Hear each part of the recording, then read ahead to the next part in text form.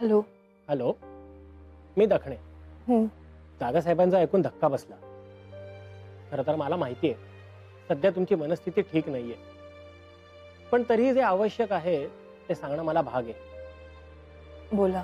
दादासाहेबांचं मृत्यूपत्र तुमच्या समोर वाचणं गरजेचं आहे. हे बघा, आता मला ते मृत्यूपत्र वगैरे नाही ऐकायचं. ते गेले यावरच अजून माझा विश्वास नाहीये. ते सगळं नंतर नाही करता येणार का? मी समजू शकतो, पण दादासाहेबांनी नुकतेच मृत्यूपत्रात काही बदल केले होते. ते तुम्हाला सांगणं मला बंधनकारक आहे. दादासाहेबांनी बिल मध्ये बदल केले होते? कधी? तुमचा विश्वास बसणार नाही, पण ते जाण्याच्या एक दिवस आधी त्यांनी मला फोन करून हे बदल करायला सांगितले होते. पण मला यातलं काहीच माहिती नाहीये. माहित नसणार, मला कल्पना आहे. कदाचित मृत्यूपत्र तुम्हाला दाखवण्याचं त्यांच्या मनात असेल, पण त्यापूर्वीच ते आपल्याला सोडून गेले.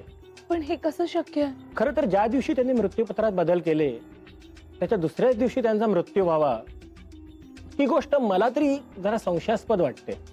जणू त्यांना कळून चुकलं होतं की आपला मृत्यू जवळ आलाय.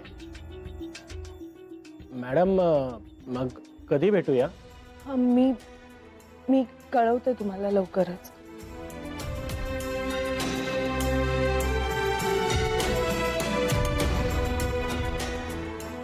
खरं तर ज्या दिवशी त्यांनी मृत्यूपत्रात बदल केले त्याच्या दुसऱ्याच दिवशी त्यांचा मृत्यू व्हावा, ही गोष्ट मला तरी जरा संशयास्पद वाटते. जणू त्यांना कळून चुकलं होतं की आपला मृत्यू जवळ आलाय.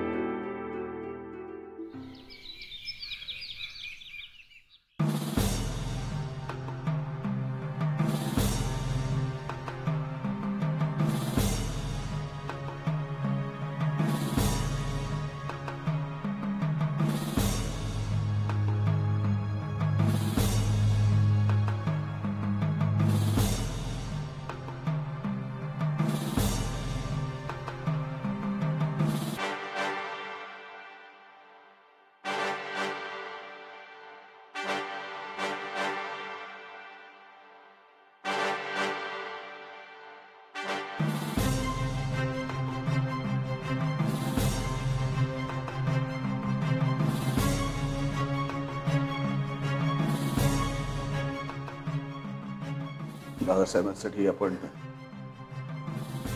सगळेजण एक 2 मिनिटं शांतता पाळूया.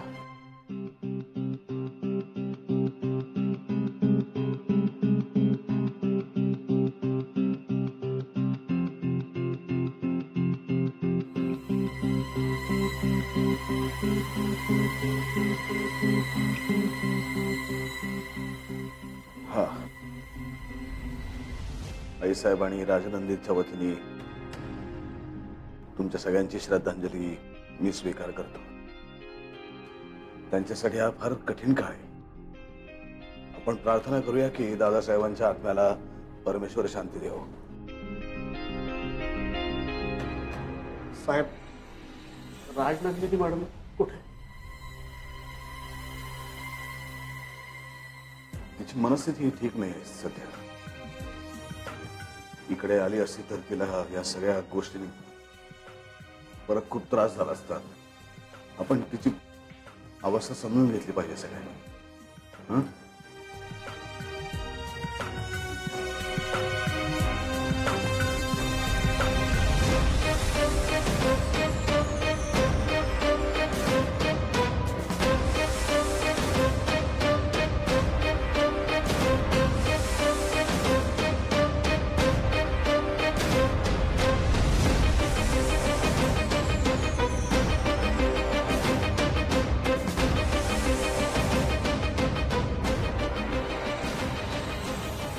मी तुम्हाला इथे एकट्यांना भेटायला बोलवलं कारण दादासाहेबांचीच तशी सूचना होती.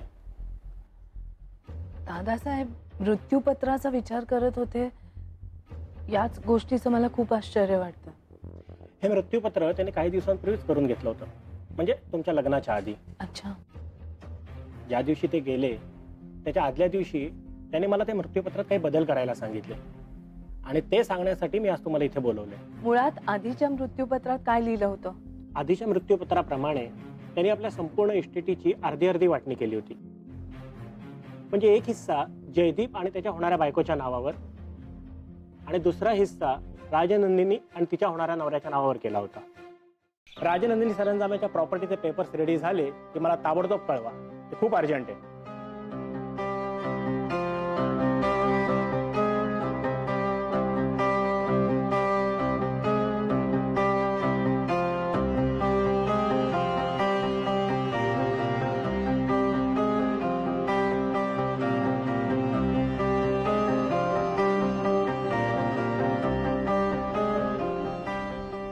नमस्कार. नमस्कार. मी विक्रांत सरंजामे. हो हो, ओळखतो मी. बसा. तुम्ही आता पेपर्स बोलत होतात ना राजनंदिनीच्या, म्हणजे त्या इस्टेटी संबंधीच्या पेपर्स. आय एम सॉरी, पण त्याबद्दल मी तुम्हाला काहीच डिटेल्स देऊ शकत नाही. तुमचं काही वेगळं काम आहे का? नाही हो, त्यासाठीच तर मला राजनंदिनीने पाठवलंय. म्हणजे ते जर तयार झाले नसतील तर बरंच आहे, कारण तिचा एक निरोप आहे. निरोप? हा, म्हणजे राजनंदिनीकडनं दादासाहेबांच्या मृत्यूपत्राविषयी मला सगळं काही कळलंय. म्हणजे त्याच विषयी मला बोलायचं होतं. म्हणजे बोलू ना मी, म्हणजे वेळ आहे ना तुम्हाला? नाही, वेळ आहे, पण मला जे बोलायचं होतं ते मी राजनंदिनी मॅडमशी बोललेलो आहे. मी या बाबतीत कोणाशी काही बोलू शकत नाही. हे अतिशय गुप्त आहे. माझ्यापासून काही गुप्त नाहीये दखणे साहेब. नसेल, पण मृत्यूपत्रासंदर्भातला एकही शब्द माझ्याकडून तुम्हाला कळणार नाही. का? अहो, मी जावई आहे सरंजामेंचा. मान्य आहे, पण दादासाहेबांची मला स्पष्ट सूचना होती की त्यांच्या मृत्यूपत्राचं वाचन हे फक्त राजनंदिनी समोरच झालं पाहिजे, इतर कुणासमोरही नाही. अहो, नका वाचू. मला माहिती आहे की त्या मृत्यूपत्रामध्ये काय आहे. त्याच्यामध्ये सगळी इस्टेट जयदीप आणि आई साहेबांच्या नावावर केली आहे राजनंदिनीने, बरोबर ना? होय. हे सगळं त्यांनी मला सांगितलं. फक्त घाई गडबडीत ती तुम्हाला एक गोष्ट सांगायची विसरून गेली. कोणती? म्हणजे त्यांनी सगळी इस्टेट जरी आई साहेब आणि जयदीपच्या नावावर केली असती तरी सुद्धा बिझनेस सगळं मी बघणार आहे. हा एवढा एक छोटासा बदल त्याच्यात करून घ्यायचा. म्हणजे कागदपत्र तयार नसतील ना तर लगेच चेंज करू नका ना. तुम्हाला मृत्यूपत्र म्हणजे काही गंमत वाटली? नाही, ते मला माहिती आहे वकील साहेब. मी तुम्हाला फक्त राजनंदिनीने मला दिलेला निरोप दिला. अहो, नवरा आहे मी तिचा. एवढा विश्वास नाही का माझ्यावर? प्रश्न माझ्या विश्वासाचा नाहीच आहे, पण त्यांनी तुम्हाला एक अतिशय महत्वाची गोष्ट सांगितलेली दिसत नाहीये. कुठली? दादासाहेबांनी त्यांच्या मृत्यूपत्रात एक अशी अट टाकली आहे की ज्यामुळे त्यांची संपूर्ण इस्टेट आणि बिझनेस कुणाच्याही नावावर ट्रान्सफर होऊ शकतो, पण फक्त त्यांचा जावई विक्रांत याच्या नावावर कधीही ट्रान्सफर होऊ शकत नाही. कधीच नाही. काय? होय, म्हणजे अगदी जयदीप आणि आईसाहेबांनी ठरवलं तरीही ते तुमच्या नावावर करू शकत नाही. तुम्ही काही चहा पाणी वगैरे घेणार? चहा पाणी काही घेणार का? नाही, नको. ठीक आहे, तुम्ही येऊ शकता.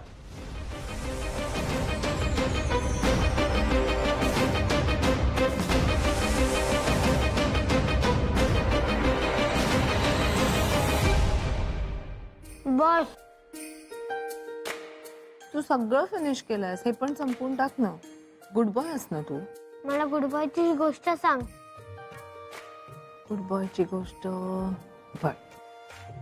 सो एकदा एक बॉय होता, जयडू सारखा. माझ्यासारखा? हो, तो त्याचं जेवण अर्धवटच जेवायचा. म्हणजे तो प्लेट फिनिश नाही करायचा? नाही, आणि म्हणून त्याचे आई बाबा त्याला खूप ओरडायचे. माझे बाबा अजून कसे नाही आले?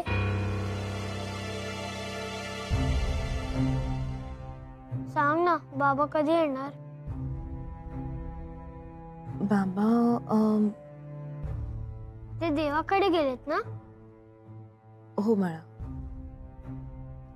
आणि ते परत नाही येणार. का?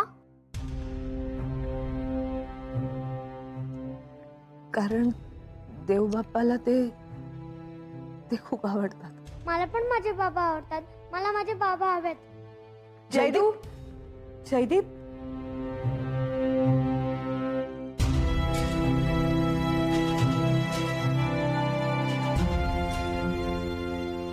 कसं होणार आहे का आता सगळं? कसं समजावायचं याला? मी आहे ना, मी सांभाळेन सगळं नीट. तुम्ही काळजी करू नका आईसाहेब. ताईसाहेब, कोणीतरी ही फुलं पाठवली. फुलं? आता सुतकात कोणी पाठवली फुलं आपल्याला?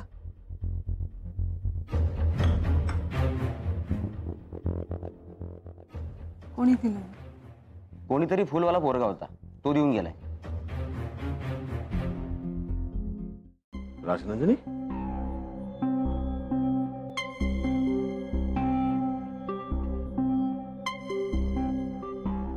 झालं काम? होय. कसलं काम होतं? होतं काहीतरी. हे काय उत्तर आहे का? तुला सांगायचं नाही का मला? सांगण्यासारखं काही नाहीच आहे. नाही, असं असेल तर ठीकच आहे. म्हणजे पण हे बघ, मला माहिती आहे राजनंदिनी, तुझी किती धावपळ होते, तुझी किती ओढाताण होते. तू जर मला काही सांगितलं नाहीस तर मी तुला कसं काय मदत करू शकणार आहे? एक मदत करशील मला? तू सांगशील ते राजनंदिनी, मी वाटेल ते मदत करायला तयार आहे तुला. थोडा वेळ मला एकटीला सोडशील? हो, मी आहे, बाहेर आहे. तुला काही वाटलं तर मला हाक मार.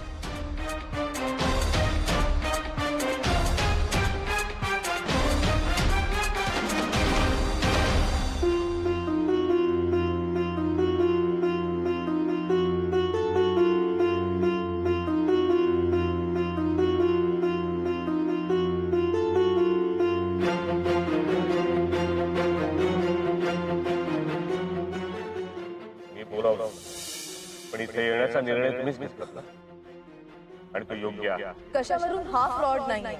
मी आजवर कधीही कुठलाही फ्रॉड केलेला नाही. खरा फ्रॉड माणूस तुमच्या घरात बसला.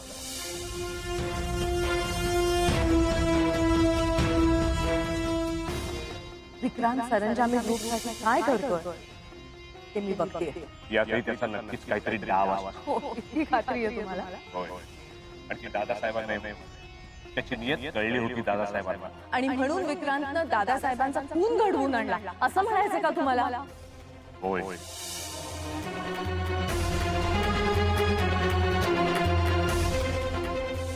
शिरपूरकर नावाचा माझा एक माणूस होता. त्याला विचारा आणि खात्री करून घ्या. त्यावर त्याचा नंबर. जालिंदर सर सांगतायत ते खरं असेल? असं खरंच वागला असेल विक्रांत माझ्याशी? विश्वास ठेवू की नको?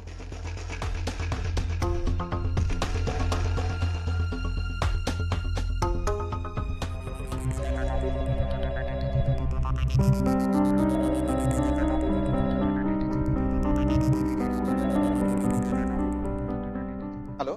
हॅलो, नमस्कार, मी राजनंदिनी. हा, बोला मॅडम. आपण शिरपूरकर बोलताय ना? हो, पण हॅलो हॅलो, शिरपूरकर.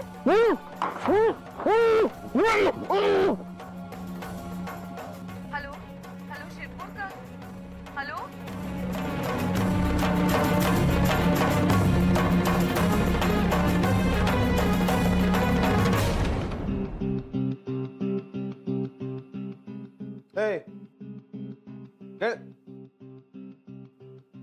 विलास,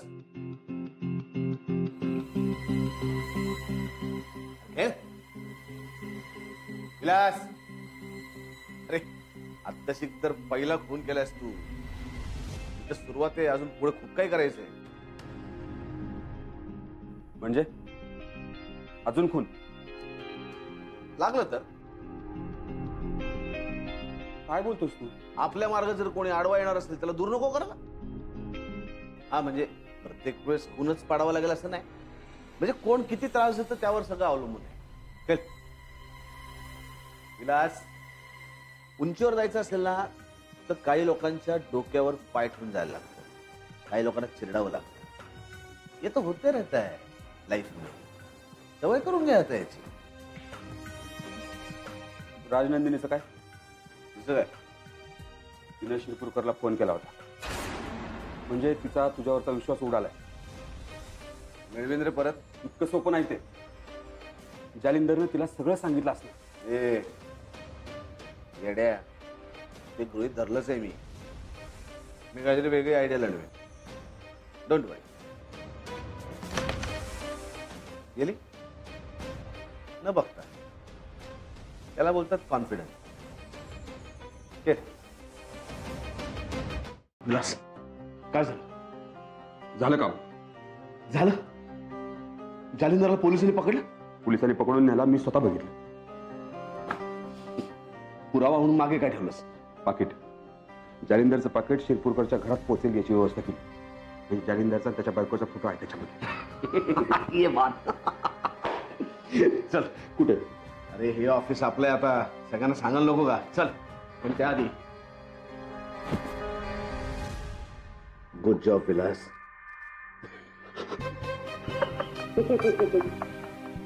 जालिंदरला अडकवणं आपल्यासाठी फार महत्वाचं होतं आणि तू एकदम कडक काम केलंस मित्रा. चल. हे बघा, या महिन्याच्या अखेरीपर्यंत तुम्हा सगळ्यांचं असाइनमेंट मला कम्प्लीट पाहिजे. आलं लक्षात? त्याच्यामध्ये बसा बसा. तुमच्या सगळ्यांच्या फाईल्स उद्यापासून तुमच्या सगळ्यांच्या फाईल्स परत सांगतो तुमच्या समोर. हो सर. तुमच्या सगळ्यांच्या फाईल्स उद्या माझ्या समोर पाहिजेत, माझ्या टेबलवर.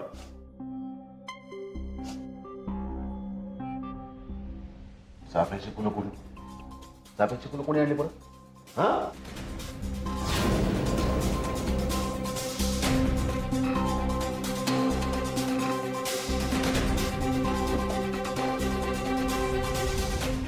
ही चाफ्याची फुलं उद्यापासून मला ऑफिसमध्ये दिसतं कामा नाहीत. कळतंय?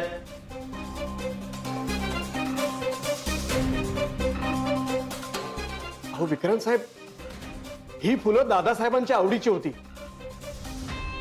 आणि राजनंदिनी मॅडमच्या सुद्धा असेल,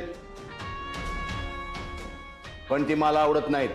साहेब ही फुलं मला इथे दिसतं कामा नाहीत. कळतंय?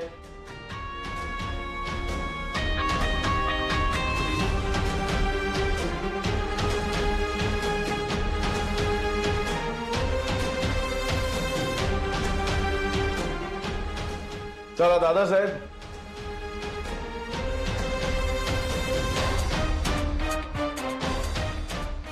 तुमची सद्दी संपली. अहो साहेब काय करताय तुम्ही? कळत नाही का ते काय म्हणतायत ते? त्यांना तिथं नकोय तर नकोय. अहो पण आम्हाला तिथे दादासाहेबांचा फोटो हवा आहे. कोण तुम्ही? हे बघा, राज नंदिनी मॅडमने तसं ठरवलंय, त्यांचा निर्णय येतो. आता इथे मी आहे. आता या ऑफिसमध्ये जे मी ठरवीन तेच होणार. उद्यापासून या ऑफिसमध्ये ही चाफ्याची फुलं आणि ही प्रेम दिसता कामा नये.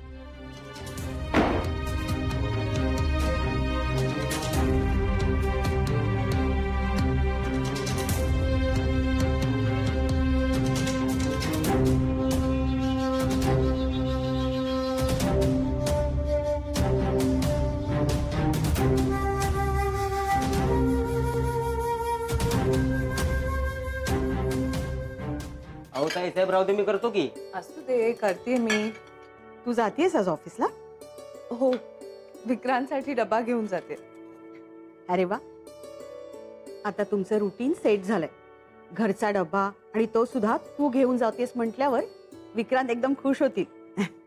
हो. आणि तूही फारशी जात नाहीस ना ऑफिसला, त्यानिमित्ताने सगळे भेटतील तुला. हो आई साहेब, सगळ्यांना भेटणं तर होईलच, पण माझा अजून एक हेतू सुद्धा आहे. काय ग? आई साहेब, मी ऑफिसमध्ये ना दादासाहेबांचा एक फोटो लावला होता. ते असतानाच लावला होता आणि ते नाही म्हणत होते, पण मी लावला. सगळ्यांना इन्स्पिरेशन मिळेल म्हणून लावला होता. आज बघा ना, दादासाहेब नाहीये. फोटो आणि खूप साऱ्या आठवणी मात्र आहेत.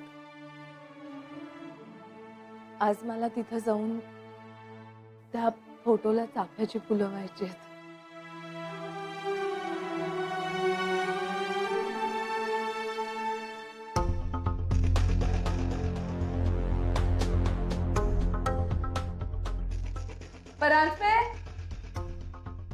Paranjpe, yes madam. दादासाहेबांची फोटो फ्रेम काय झाली? मी काय विचारते परांजपे? ती काढून टाकली मॅडम. काढून टाकली म्हणजे? परांजपे, ती फ्रेम मी इथं लावली होती. माझ्या वडिलांचा फोटो होता तो. माझ्या परमिशन शिवाय या ऑफिस मध्ये कोणाची हिंमत झाली ती फ्रेम काढण्याची? काय बरं असते? काय फेऱ्या काय मारता नुसत्या? हा, गुड मॉर्निंग नाही, काय नाही. सॉरी झेंडे साहेब, good morning. Good morning, good morning. आज काय मीटिंग होती का नाही? हो, पण अजून पेपर्स रेडी नाही झालेत. पेपर का रेडी नाहीत? काय होती मीटिंग? ऍक्च्युली आपल्या कारखान्यातले लिगल इश्यूज आपण डिस्कस करणार होतो. बर. मग काय झालं, आज अचानक राजनंदिनी मॅडम ऑफिसमध्ये आल्या. कशाला? ते मलाही कळेना, पण आम्हाला त्यांना थोडासा वेळ द्यावा लागला. काही झालं तरी ते आमच्या आधीच्या बॉस आहेत ना. काय बोलल्या का त्या? सांगा ना. नाही, पण मला जरा अस्वस्थ वाटलंय. त्यांच्या डोक्यामध्ये काहीतरी वेगळंच चालू आहे असं जाणवलं मला. काय बोलल्या नाही त्या? नाही, त्या काही बोलल्या नाहीत, पण मी जे काही बोलत होतो ना त्याच्याकडे लक्षच नव्हतं त्यांचं. बहुधा पोलीस स्टेशनमध्ये जाऊन आल्या त्यामुळे असावं. त्यानंतर अचानक म्हणाला की मी निघते, मला उशीर होतोय म्हणून. Police station? हो, आणि मग गेल्याच त्या अचानक. मला जरा विचित्रच वाटलं. आज राजनंदिनी मॅडम पूर्वीसारख्या नाही वाटल्या. विक्रांत सरांना भेटल्या का त्या? नाही सर, बाहेर गेले होते ना, पण आलेत, ते आहेत कॅबिन मध्ये.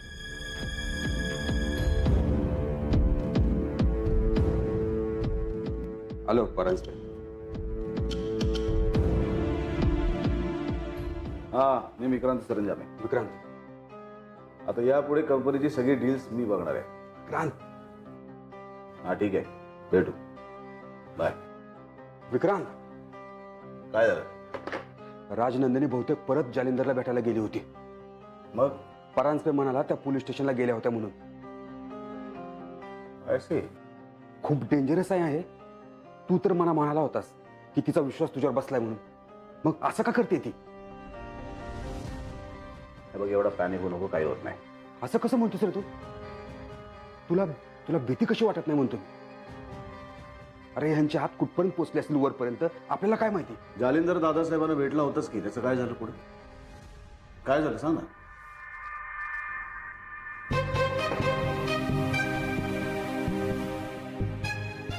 ए, 2 चहा पाठवा आतमध्ये. Relax relax Vilas, relax. Jalindar दादासाहेबांना भेटला, काय फरक पडला? तरी सुद्धा आपण दोघं इथे होत या केबिन मध्ये, आणि आपण बिझनेस करायला सुरुवात सुद्धा केली. दादासाहेब कुठे आहेत? स्वर्गात.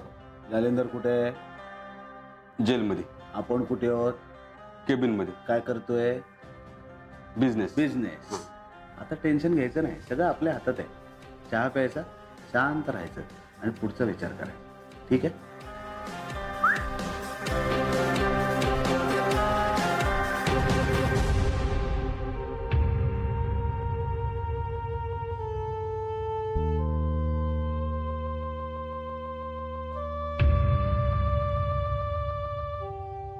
दादासाहेब, कुठे गेलात तुम्ही? का गेलात असे अचानक? खूप एकटं वाटतं. तुमचं ऐकायला हवं होतं मी. माझ्याकडून झालेली चूक खूप महागात पडली आपल्या सगळ्यांनाच. पण काय करू, काय करू मी? पाय जमिनीवर राहिले नाहीत, प्रेमात तरंगत राहिले. आत्ता कळलंय सगळं. विक्रांतवर विश्वास ठेवून मी जगातली सगळ्यात मोठी चूक केली आहे दादासाहेब.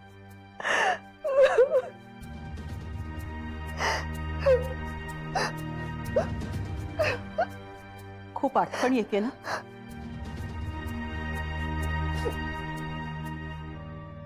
तूच असा धीर सोडलास तर मी कोणाकडे पाहू? कधी कधी माझाही धीर सुटतो आईसाहेब.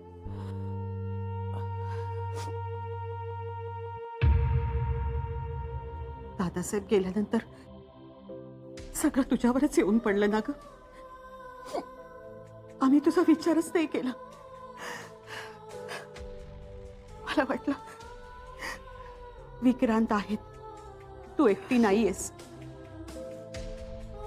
पण आता लक्षात येते माणूस गेल्यावर त्याची पोकळी नाही भरून काढता येत.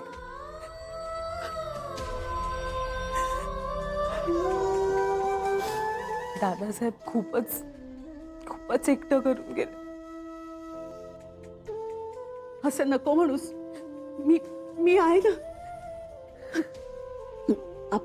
आपण दोघी एकमेकींना घट्ट धरून राहू, म्हणजे सगळं काही ठीक होईल. तुझ्यावर सगळ्यात जास्त प्रेम केलं रे मी. तुझ्यासाठी दादासाहेबांना सुद्धा जुमानलं नाही मी. बिचारे माझं दादासाहेब. आता मी वाटलं तरी त्यांची कशी माफी मागू सांग मला. तू कशी माफी मागू त्यांची? माफ कर मला. नाही गजा, ते शक्य नाही आहे. मी ना तुला मी पळून जायचा चान्स दिला होता तुला, तू गेला नाहीस. चुकलं तुझं. मी पोलिसांना सगळे पुरावे देणार आहे, मग पुढे तुझं जे काय व्हायचं ते होईल. मला नाही माहिती. माफ कर ना राजनंदिनी, मी तुला खरं सांगतो. नाही, ते शक्य नाही. ते आता शक्य नाही गजा, कधीच शक्य. राजनंदिनी एवढी क्रूर होऊ नकोस. मला एकदा माफ कर. ते शक्य नाहीये सांगितलं ना मी. तू चालता हो इथून. राजनंदिनी एकदा. तू चालता हो इथून. राजनंदिनी तुला माफ करायचं नाही ना मला. तू माझं ऐकत नाहीस. मी तुझ्याकडे फक्त एका संधीची भीक मागत होतो, पण त्यालाही तू नाही म्हणतेस. चल, त्यासाठी मी तुला माफ कर. तू काय मला माफ करणार? तुला दादासाहेबांची माफी मागायची होती, ती संधी मी तुला देतो. म्हणजे गजात पुढे येऊ नको. गजा थांब. गजा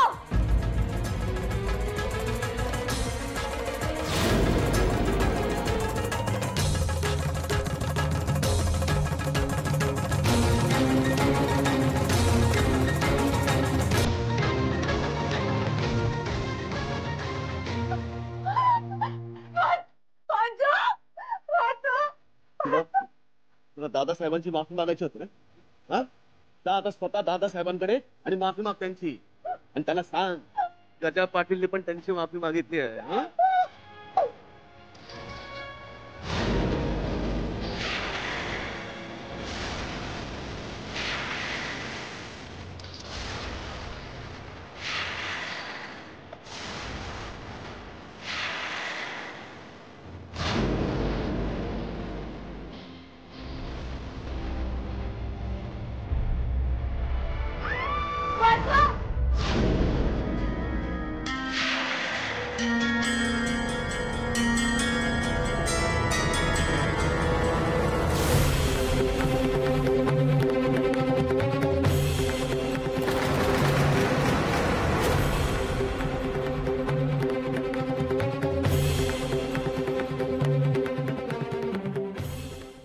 बापरे,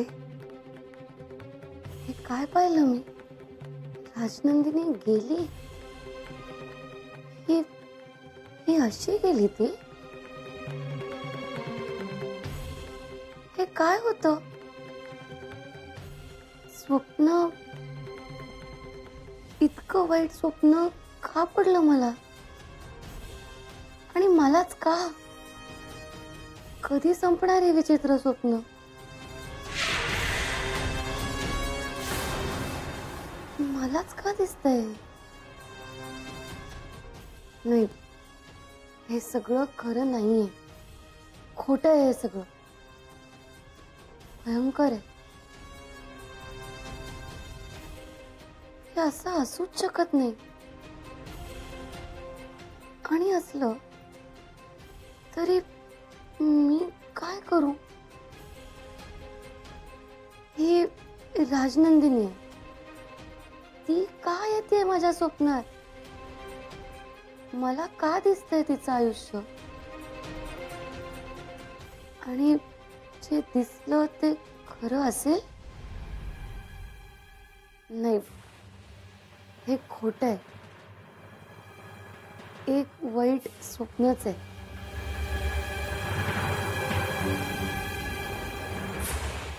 राजनंदिनीचा मृत्यू अष्टमीच्या दिवशी झाला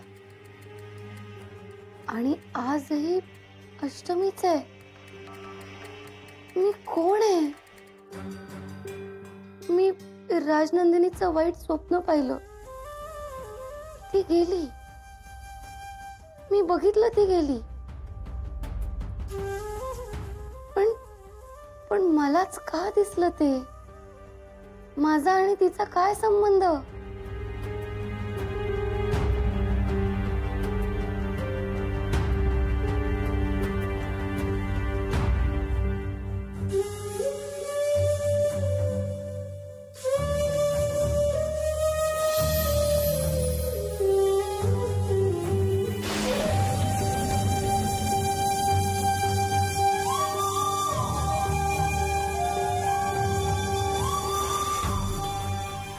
राजनंदिनी.